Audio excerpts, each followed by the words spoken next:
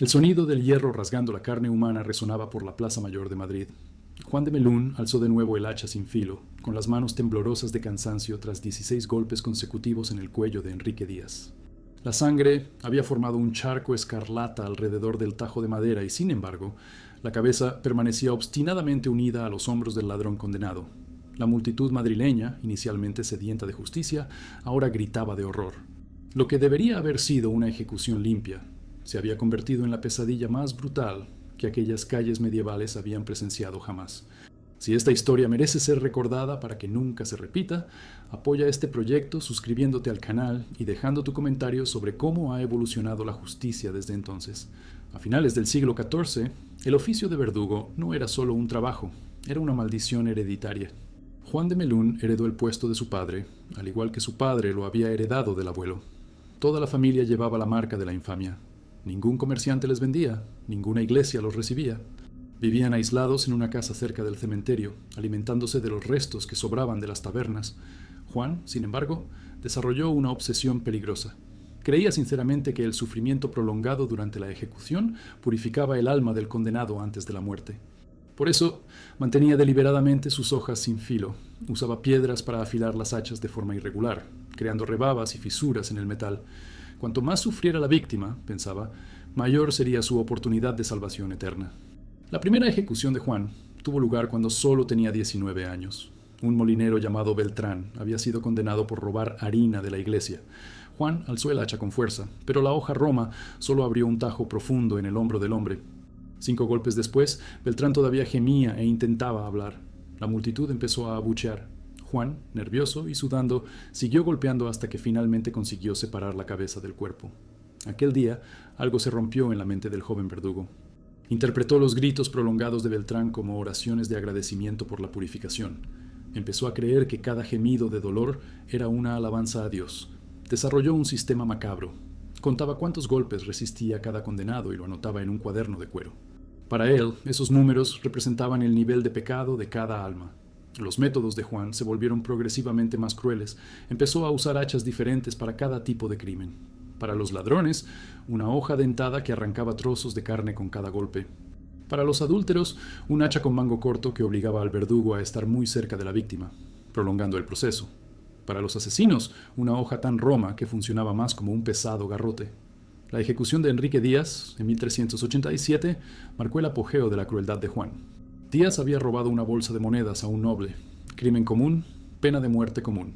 Pero Juan decidió hacer de aquel día un ejemplo especial. Eligió su hacha más roma, la afiló deliberadamente de forma irregular y se presentó en la plaza vestido con una túnica negra con símbolos religiosos, bordados en hilo de oro. La multitud era más numerosa de lo normal. Familias enteras vinieron a presenciarlo, llevando a los niños sobre los hombros. Los comerciantes cerraron sus tiendas para presenciar el espectáculo. Díaz fue arrastrado hasta el tajo entre abucheos e insultos. Sus pies estaban ensangrentados por las cadenas que lo sujetaban. Cuando el sacerdote terminó la extrema unción, Juan se posicionó y alzó el hacha. El primer golpe acertó en la nuca, pero la hoja roma solo abrió un corte superficial. Díaz gritó e intentó levantar la cabeza. Juan golpeó de nuevo, y de nuevo. Con cada intento fallido, la desesperación del verdugo aumentaba. Sus manos empezaron a temblar. El sudor le corría por el rostro, mezclándose con salpicaduras de sangre. La multitud, inicialmente divertida con la incompetencia del verdugo, empezó a agitarse. Gritos de «¡Carnicero!» resonaban por la plaza. Algunas mujeres tapaban los ojos de los niños. Los hombres empezaron a lanzar pequeñas piedras en dirección al cadalso. Juan seguía golpeando mecánicamente, perdido en su trance religioso, murmurando oraciones entre cada hachazo. Al 10º golpe, Díaz todavía se movía. Sus manos atadas intentaban protegerse el cuello instintivamente. La sangre había formado un charco que reflejaba el sol de la mañana. Juan se detuvo un momento, respirando pesadamente, y miró a la multitud enfurecida. Vio rostros contraídos de asco y odio, gente vomitando, niños llorando. Fue en ese momento cuando algo cambió en la plaza. Lo que había comenzado como sed de justicia se había transformado en una revuelta colectiva. Alguien gritó «¡Matad al carnicero!» y otras voces se unieron al coro. Juan se dio cuenta del peligro, pero estaba decidido a terminar lo que había empezado. Creía que interrumpir la ejecución condenaría el alma de Díaz al infierno eterno. Los siguientes golpes fueron aún más desesperados. Juan empezó a llorar mientras golpeaba. Sus lágrimas se mezclaban con la sangre en su rostro. Díaz había dejado de moverse en el 15º golpe, pero el verdugo continuó. 16, 17. Finalmente, en el 17º golpe, la cabeza se separó completamente del cuerpo y rodó unos metros por la plataforma de madera. El silencio que siguió duró solo unos segundos. Entonces la multitud estalló en una furia incontrolable. Cientos de personas se precipitaron hacia el cadalso gritando por sangre. Juan dejó caer el hacha y corrió. Saltó de la plataforma y se escondió entre los puestos del mercado, mientras la turba destruía todo a su alrededor. Perseguido por las estrechas calles de Madrid, Juan solo conocía una ruta de escape, las alcantarillas medievales. Se sumergió en una abertura cerca del puente y desapareció en el laberinto subterráneo de canales malolientes. Allí abajo, en la oscuridad absoluta, rodeado por el olor a desechos humanos, Juan de Melún se dio cuenta de que se había convertido en el mismo demonio que creía combatir. Pero la historia de los verdugos brutales no había hecho más que empezar. En Sevilla, al mismo tiempo que Juan aterrorizaba a Madrid, un hombre llamado Juan Bugatti iniciaba una carrera que duraría casi 7 décadas. Bugatti no era solo un verdugo, era un artista de la muerte. Cada ejecución era planeada como una representación teatral, con una sincronización perfecta y métodos científicamente estudiados para maximizar tanto el sufrimiento como el espectáculo público. Juan había aprendido el oficio del verdugo anterior, un anciano que murió ejecutando a un condenado. Literalmente, cayó muerto de agotamiento en medio de una sesión de tortura. El inquisidor general de la época, enfrentado a problemas con criminales que desafiaban la autoridad eclesiástica, necesitaba a alguien más eficiente. Juan se presentó como candidato e hizo una demostración de sus habilidades usando muñecos de paja rellenos de vísceras de cerdo. Su especialidad era el garrote del inquisidor, una silla de hierro ornamentada con símbolos religiosos, equipada con un tornillo que se cerraba lentamente alrededor del cuello de la víctima. A diferencia de los métodos rápidos de ahorcamiento, el garrote de Juan podía tardar hasta 15 minutos en matar a alguien. El tornillo se giraba media vuelta cada vez, apretando gradualmente la garganta hasta que la persona moría por asfixia lenta. Juan desarrolló un ritual específico para cada ejecución. Primero, hacía que el condenado se sentara en la silla voluntariamente, explicando que resistirse solo prolongaría el sufrimiento. Después, ajustaba cuidadosamente el tornillo, midiendo la presión inicial para que la víctima aún pudiera pronunciar sus últimas palabras. Luego, iniciaba el proceso de apretar, haciendo una pausa entre cada movimiento para estudiar las reacciones físicas del condenado. Pero el aspecto más perturbador de la carrera de Juan era su diario. Cada noche, después de cada ejecución, se sentaba en su pequeña casa cerca de la catedral y escribía relatos detallados del día. No solo registraba el nombre de la víctima y el crimen cometido, describía minuciosamente cada reacción, cada sonido, cada expresión facial. Anotaba cuánto tiempo tardaba cada persona en morir, qué últimas palabras pronunciaban, si lloraban o mantenían la dignidad hasta el final. El diario de Juan se convirtió en un compendio macabro de sufrimiento humano. Clasificaba a las víctimas por categorías: los que suplicaron, los que rezaron, los que maldijeron, los que permanecieron en silencio. Desarrollaba teorías sobre qué tipo de personalidad resistía más a la muerte. Tomaba notas sobre cómo diferentes crímenes parecían afectar la resistencia física de los condenados. Después de una década ejecutando a criminales comunes, Juan atrajo la atención de las altas autoridades de la Inquisición. Empezó a ejecutar casos políticos, nobles que conspiraban contra la Iglesia, comerciantes que desafiaban las tasas, incluso algunos sacerdotes acusados de herejía. Cada categoría requería métodos diferentes, y Juan se enorgullecía de adaptar sus técnicas según la importancia social de la víctima. Para los nobles, usaba un garrote ornamentado con oro, justificando que una muerte digna requería instrumentos más refinados. Para los herejes, desarrolló un modelo especial que permitía al condenado ver una cruz de hierro mientras moría, teóricamente ofreciendo una última oportunidad de salvación. Para los criminales comunes, mantenía el modelo básico de hierro negro sin decoración. A medida que pasaban los años, Juan comenzó a mostrar signos de deterioro mental. Empezó a hablar solo durante las ejecuciones, murmurando nombres de víctimas anteriores. Desarrollaba conversaciones imaginarias con los muertos, a veces deteniéndose en medio de una ejecución para escuchar consejos de fantasmas. Sus vecinos relataban que se despertaba durante la madrugada gritando nombres de personas que había ejecutado décadas antes. Juan comenzó a coleccionar objetos personales de las víctimas: anillos, medallones, trozos de ropa. Organizaba estos trofeos en estantes cuidadosamente catalogados, creando una especie de museo morboso en su propia casa. El aspecto más inquietante de su locura progresiva era cómo Juan empezó a tratar su diario como un ser vivo, Conversaba con el libro, pedía consejos a las páginas, a veces leía pasajes en voz alta como si estuviera realizando una ceremonia religiosa. Desarrolló la creencia de que el diario contenía las almas de todos sus muertos, y que su misión era mantener esas almas organizadas a través de sus registros meticulosos. Durante sus últimas ejecuciones, Juan presentaba comportamientos cada vez más extraños. Hacía pausas en medio del proceso para consultar páginas específicas de su diario, como si estuviera siguiendo instrucciones de los muertos. A veces se reía solo durante los momentos más brutales, otras veces lloraba inexplicablemente. Las autoridades comenzaron a cuestionar su competencia, pero Juan aún lograba completar su trabajo con una eficiencia técnica impecable. Mientras Juan enloquecía gradualmente en Sevilla, al otro lado de Europa, en la Francia revolucionaria, un hombre estaba a punto de redefinir por completo la naturaleza de la ejecución pública. Charles Henry Sanson no era solo un verdugo, era el heredero de una dinastía de ejecutores que había servido a la monarquía francesa durante generaciones.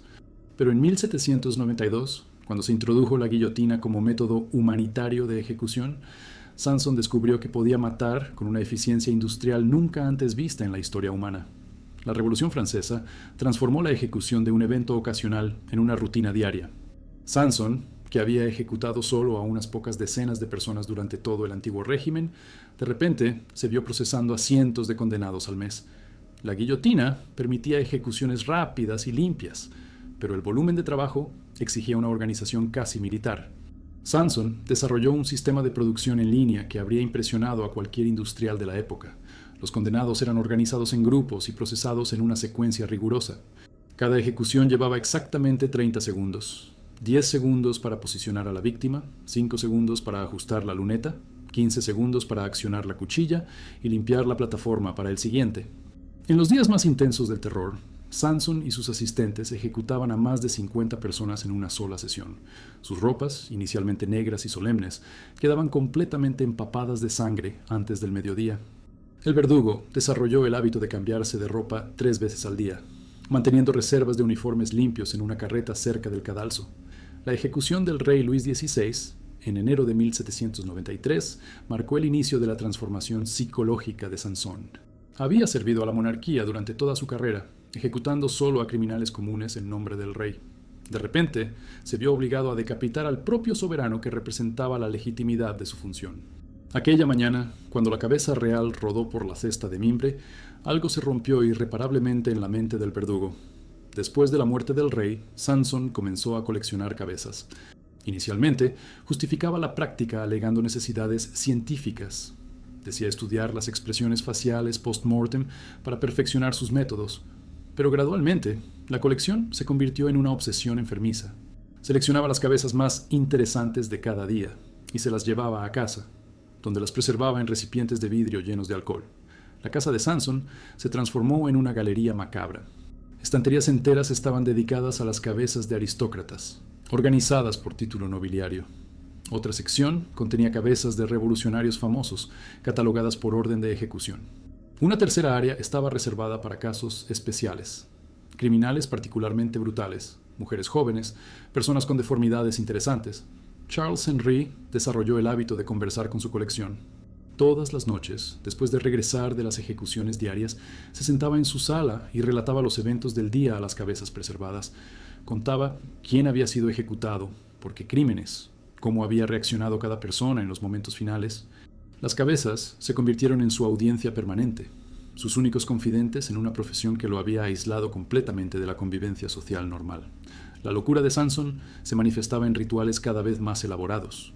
Bautizó cada cabeza de su colección, dando nombres cariñosos a sus compañeros silenciosos. Organizaba cenas imaginarias, colocando platos vacíos alrededor de la mesa mientras conversaba con diferentes cabezas sobre política, filosofía y los eventos del día. Los vecinos relataban oír múltiples voces provenientes de su casa durante la madrugada, como si varias personas estuvieran debatiendo simultáneamente. El aspecto más perturbador era cómo Sanson empezó a buscar consejos en su colección para decisiones profesionales. Antes de cada ejecución importante, consultaba cabezas específicas que consideraba expertas en el asunto. Para ejecutar a un general traidor, pedía orientación a las cabezas de otros militares. Para una mujer adúltera, consultaba las cabezas femeninas de su colección. Pero las ejecuciones en masa estaban lejos de terminar. Mientras Sanson perfeccionaba sus métodos industriales en Francia, otros verdugos en el continente europeo desarrollaban técnicas aún más brutales para lidiar con diferentes tipos de condenados. El método de cada ejecutor reflejaba no solo las tradiciones locales, sino también las obsesiones personales de hombres que habían perdido por completo el contacto con su humanidad original. La proximidad del fin del terror comenzaba a anunciarse, pero Sanson ya estaba irreversiblemente perdido en su mundo de muertos. Las cabezas de su colección se habían vuelto más reales para él que cualquier persona viva. Y muy pronto, otros verdugos en diferentes rincones de Europa revelarían que la creatividad humana para causar sufrimiento no conocía límites geográficos o culturales. Los métodos que se estaban desarrollando en esos mismos años harían que las guillotinas parecieran instrumentos de misericordia. En el Sacro Imperio Romano Germánico, Guillermo von Grumbach había desarrollado una especialidad que hacía que las guillotinas francesas parecieran actos de misericordia. El descuartizamiento por caballos estaba reservado para los crímenes más graves contra el emperador, pero Guillermo transformó este castigo ancestral en una ciencia exacta de prolongación de la agonía humana. Su primera ejecución por descuartizamiento tuvo lugar en 1521, cuando un varón llamado Federico fue condenado por conspirar contra Carlos V. Tradicionalmente, al condenado se le ataba a 4 caballos que corrían en direcciones opuestas hasta que el cuerpo se despedazaba. Guillermo, sin embargo, descubrió que podía controlar con precisión el tiempo y la intensidad del sufrimiento, ajustando la longitud de las cuerdas y el entrenamiento de los caballos. Guillermo pasaba meses preparando cada ejecución. Él mismo entrenaba a los caballos, condicionándolos para correr a velocidades específicas. Desarrolló un sistema de cuerdas de diferentes longitudes. Cuerdas más cortas creaban una tensión inmediata y una muerte rápida, mientras que cuerdas más largas permitían que el condenado fuera arrastrado durante minutos antes de que la presión se volviera letal. Para la ejecución del barón Federico, Guillermo decidió hacer una demostración especial de sus habilidades. Ató al condenado con cuerdas de cuero especialmente preparadas, más resistentes de lo normal.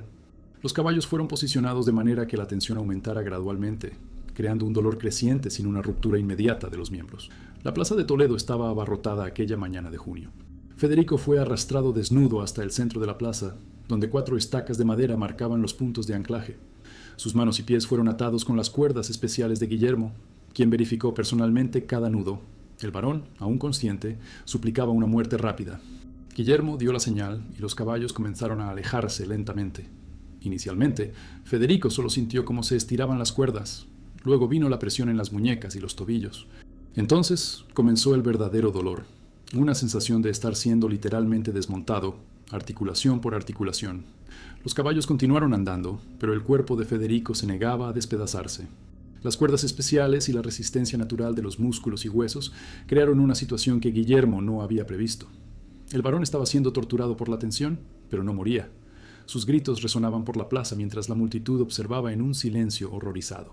Después de 2 horas bajo el sol abrasador, Federico todavía estaba vivo, estirado como un instrumento de tortura medieval. Sus articulaciones se habían dislocado, creando dolores inimaginables, pero los miembros permanecían unidos al torso. Guillermo se dio cuenta de que necesitaba intervenir para completar la ejecución. Fue entonces cuando el verdugo reveló el alcance de su crueldad calculada. Había previsto esta posibilidad y había traído sierras especiales para ayudar en el proceso. Mientras Federico permanecía estirado por los caballos, Guillermo comenzó a cerrar metódicamente cada articulación, empezando por las muñecas. El sonido de la sierra cortando hueso humano se mezclaba con los gritos del condenado y los relinchos de los caballos. Guillermo trabajaba con precisión quirúrgica, cortando solo lo suficiente para debilitar las juntas sin matar inmediatamente a la víctima. Primero la muñeca derecha se desprendió con un chasquido seco, luego la izquierda. Federico todavía estaba consciente cuando Guillermo empezó a trabajar en los tobillos. La multitud se había convertido en cómplice silenciosa de aquella atrocidad. Algunas personas vomitaban, otras se desmayaban, pero nadie se movía para interrumpir el espectáculo. El poder absoluto del emperador se estaba demostrando a través de la destrucción sistemática de un cuerpo humano, y todos entendían el mensaje. Cuando el último miembro se desprendió, Federico finalmente murió. Habían pasado 4 horas desde el inicio de la ejecución. Guillermo caminó tranquilamente entre los pedazos esparcidos por la plaza, recogiendo una moneda de oro por cada miembro arrancado, una tarifa extra que había negociado con las autoridades imperiales. Pero la brutalidad de Guillermo era solo un ejemplo de lo que estaba sucediendo simultáneamente en otras partes de Europa. En el este, en los territorios que hoy forman Rusia, Boris Pilñak había desarrollado una pericia aún más sádica, el empalamiento prolongado. Boris había aprendido la técnica de mercenarios turcos que lucharon en las guerras de los Balcanes. El empalamiento tradicional consistía en insertar una estaca puntiaguda a través del ano de la víctima, perforando el cuerpo hasta que la punta saliera por la boca o el pecho. Pero Boris descubrió que podía mantener a las víctimas vivas durante días enteros si controlaba cuidadosamente el ángulo y la velocidad de la penetración. Su primera víctima fue un comerciante llamado Alexei Volkov, acusado de evadir impuestos al zar. Boris pasó una semana preparando la estaca especial, una vara de roble de 3 metros, afilada de forma cónica, untada con grasa animal para facilitar la penetración. La punta fue cuidadosamente moldeada para evitar órganos vitales durante la inserción. Volkov fue llevado a la plaza central de Moscú en una gélida mañana de invierno. La estaca fue clavada verticalmente en el suelo helado, con su punta afilada apuntando hacia arriba como una lanza invertida. Boris había calculado exactamente el ángulo de penetración necesario para atravesar el cuerpo sin alcanzar inmediatamente el corazón o los pulmones. El comerciante fue suspendido sobre la estaca y bajado lentamente. La punta perforó la piel y comenzó a penetrar en el cuerpo. Boris controlaba personalmente la velocidad del descenso, deteniéndose cada vez que Volkov mostraba signos de desmayo. El objetivo era mantener a la víctima consciente durante todo el proceso. La estaca tardó 4 horas en atravesar completamente el torso de Volkov. Durante todo ese tiempo permaneció vivo, sintiendo cada centímetro de madera rasgando sus órganos internos. Boris se había convertido en un estudioso de la anatomía humana, conociendo exactamente qué órganos podía perforar sin causar la muerte inmediata. Cuando la punta de la estaca finalmente emergió entre las costillas de Volkov, cerca del pecho, el comerciante todavía estaba consciente. Sus ojos permanecían abiertos, su boca se movía en súplicas mudas. Boris había logrado lo que consideraba su obra maestra, un empalamiento que mantenía a la víctima viva para prolongar el ejemplo público. Durante los 3 días siguientes, Volkov permaneció en la plaza, empalado y agonizante. Boris había posicionado la estaca de manera que el comerciante fuera visible desde todas las direcciones, sirviendo como advertencia para otros posibles evasores de impuestos. Durante el día, multitudes se reunían para observar al hombre moribundo. Durante la noche, sus gemidos resonaban por las calles desiertas. El aspecto más sádico de la tortura era cómo Boris jugaba con la esperanza de la víctima. Periódicamente se acercaba a Volkov con una jarra de agua, ofreciéndole pequeños sorbos a cambio de confesiones de crímenes que el comerciante nunca había cometido. «Confiesa que robaste granos de la iglesia», exigía Boris. «Confiesa que vendiste armas a los enemigos del zar». Con cada negativa, el agua era retirada. Volkov, desesperado por la sed, comenzó a confesar crímenes imaginarios. Admitió haber robado caballos que nunca existieron, haber seducido a mujeres que nunca conoció, haber conspirado con enemigos que nunca encontró. Boris anotaba cuidadosamente cada confesión falsa, creando un archivo de crímenes que justificaría retroactivamente la brutalidad del castigo. Al tercer día, Volkov finalmente murió. Su cuerpo permaneció empalado durante una semana más, pudriéndose lentamente como advertencia pública. Boris recogió la estaca ensangrentada y la guardó como trofeo, planeando reutilizarla en futuras ejecuciones. Mientras Boris perfeccionaba sus métodos de empalamiento en Rusia, al oeste, en Inglaterra, Thomas Derrick estaba revolucionando el arte del ahorcamiento. La horca tradicional mataba por rotura del cuello, una muerte relativamente rápida que Derrick consideraba insatisfactoria para el propósito de disuasión pública. Derrick desarrolló un sistema de poleas que permitía controlar exactamente la velocidad del ahorcamiento.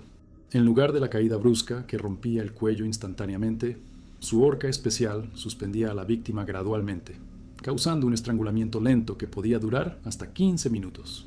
Su obsesión por la precisión era científicamente meticulosa. Antes de cada ejecución, Derrick medía cuidadosamente el cuello del condenado con una cinta métrica de cuero. Pesaba a la víctima en una balanza especial. Calculaba la resistencia estimada de la tráquea basándose en la edad y la constitución física de la persona. Con estos datos, determinaba exactamente cuántos minutos debía durar cada ejecución. Tomás mantenía registros detallados de sus predicciones y resultados. En su cuaderno personal anotaba: John Smith, 34 años, cuello 38 centímetros, peso estimado 70 kilos, predicción 12 minutos, resultado 11 minutos y 43 segundos. Sus estimaciones eran aterradoramente precisas, variando menos de 30 segundos de la realidad. La máscara de cuero negro que Derrick usaba durante las ejecuciones se convirtió en su marca registrada. Él mismo había diseñado y cosido la máscara, con aberturas precisas para los ojos que le permitían observar minuciosamente las reacciones de cada víctima. La boca de la máscara estaba sellada, obligándolo a respirar solo por la nariz, lo que creaba un sonido inquietante que aterrorizaba a los condenados. Durante los años de apogeo de su carrera, Derrick ejecutó un promedio de una persona por semana. Tyburn se convirtió en un lugar de peregrinación mórbida, donde los londinenses venían a presenciar las ejecuciones como entretenimiento. Derrick se aprovechaba de esta audiencia para perfeccionar sus métodos teatrales, creando suspense sobre cuánto tiempo resistiría cada víctima. Desarrolló un ritual específico para cada ejecución. Primero presentaba al condenado a la multitud, anunciando el crimen cometido. Después, realizaba la medición pública del cuello, creando expectación sobre la duración del espectáculo. Luego ajustaba cuidadosamente su horca especial, explicando a la audiencia los cálculos técnicos involucrados. La ejecución propiamente dicha se convertía en una actuación cronometrada. Derrick accionaba lentamente el sistema de poleas mientras la multitud contaba los minutos en voz alta. Cuando sus predicciones se confirmaban con una precisión casi exacta, la audiencia aplaudía su pericia técnica. Tomás había transformado el asesinato legal en una ciencia exacta y un espectáculo público simultáneamente. Pero lo más perturbador era cómo Derrick había desarrollado la capacidad de leer el sonido de la muerte. Afirmaba poder identificar la edad, el peso e incluso la profesión de una persona solo escuchando el sonido que hacía el cuello durante el estrangulamiento. Desarrolló una clasificación sonora de la muerte: el crujido de los jóvenes, el desgarro de los viejos, el silbido de los delgados, el ronquido de los gordos. En los últimos años de su carrera, Derrick se obsesionó tanto con estos sonidos que comenzó a ejecutar personas solo para probar sus teorías auditivas. Convencía a los jueces de acelerar juicios de casos menores, argumentando que necesitaba muestras para perfeccionar sus métodos. La justicia inglesa se había convertido en cómplice de un experimento sádico disfrazado de eficiencia jurídica. La tradición de verdugos científicamente obsesionados continuó hasta el siglo XX. Antoine Daibler, el último gran ejecutor de la guillotina francesa, había heredado el puesto de su padre y transformado la ejecución en una operación de precisión cronométrica que habría despertado la envidia de cualquier fábrica moderna. Antoine había cronometrado cada movimiento necesario para una ejecución completa, desde el momento en que el condenado era sacado de la celda hasta la caída de la cuchilla. Transcurrían exactamente 26 segundos. Esta velocidad no era casual, era fruto de un entrenamiento obsesivo que Antoine realizaba diariamente en su taller particular. En su casa, Antoine mantenía réplicas exactas de la guillotina oficial. Durante horas al día, practicaba los movimientos con muñecos de paja rellenos de vísceras de animales. Cronometraba cada gesto: cuántos segundos para posicionar a la víctima, cuántos para ajustar la luneta, cuántos para verificar el mecanismo de liberación. Esta rutina de entrenamiento se volvió más importante para él que cualquier relación humana. La precisión de Antoine era legendaria entre las autoridades francesas.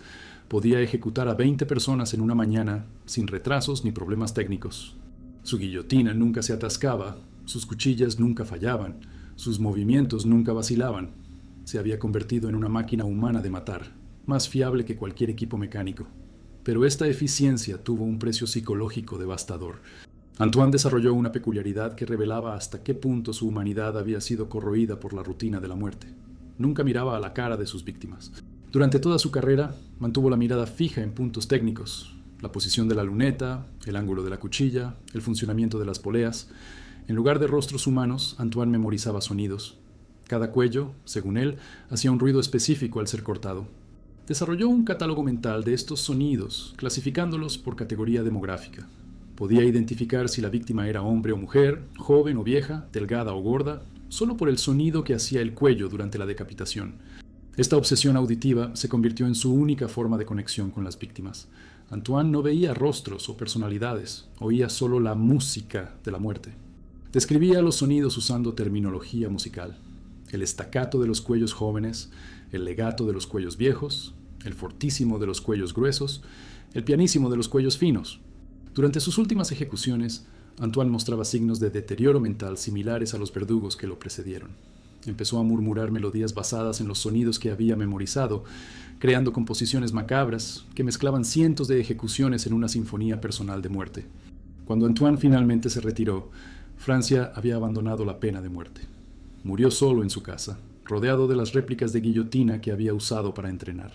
Los vecinos relataron que, hasta sus últimos días, todavía practicaba los movimientos de la ejecución, cortando muñecos de paja mientras tarareaba sus melodías de la muerte. La era de los verdugos artesanales había llegado a su fin, pero su legado permanece. Juan de Melun, Juan Bugatti, Charles-Henri Sanson, Guillermo von Grumbach, Boris Pilniak, Thomas Derrick y Antoine Daibler representaban diferentes aspectos de la capacidad humana para ritualizar y perfeccionar la crueldad. Cada uno, a su manera, transformó el asesinato legal en un arte sádico que reflejaba las obsesiones más oscuras de sus épocas. Estos hombres no nacieron monstruos, fueron creados por sociedades que demandaban espectáculos de sufrimiento público. Sus técnicas brutales eran aplaudidas por multitudes sedientas de sangre, aprobadas por autoridades religiosas y políticas, financiadas con impuestos pagados por ciudadanos comunes. La responsabilidad de estas atrocidades no pertenecía solo a los verdugos, sino a civilizaciones enteras que encontraban entretenimiento en la agonía organizada de otros seres humanos. Hoy, cuando observamos las ejecuciones modernas, supuestamente humanitarias, a través de inyecciones letales o cámaras de gas, debemos preguntarnos si realmente hemos evolucionado o si solo hemos refinado nuestros métodos de matar en nombre de la justicia. La brutalidad explícita de los verdugos medievales fue reemplazada por la brutalidad aséptica de los protocolos modernos, pero la esencia permanece: seres humanos matando a otros seres humanos en ceremonias públicas destinadas a satisfacer nuestra sed ancestral de venganza colectiva. Los verdugos desaparecieron, pero las estructuras que los crearon persisten con diferentes ropajes. La misma sociedad que aplaudía a Juan de Melún mutilando a Enrique Díaz hoy asiste a ejecuciones televisadas en países que mantienen la pena capital. La misma mentalidad que permitía a Juan Bugatti coleccionar cabezas, hoy permite que los sistemas judiciales modernos transformen a los condenados en objetos de estudio científico y espectáculo mediático. Si esta historia te ha conmovido, no la compartas solo como una curiosidad mórbida. Compártela como un recordatorio de que la humanidad lleva en sí tanto la capacidad para la compasión infinita como para la crueldad sistemática. Cuantas más personas entiendan de dónde venimos, mayores serán las posibilidades de que elijamos conscientemente hacia dónde vamos como civilización. La memoria de estos horrores debe servir no para entretenernos, sino para alertarnos sobre los abismos que aún podemos evitar.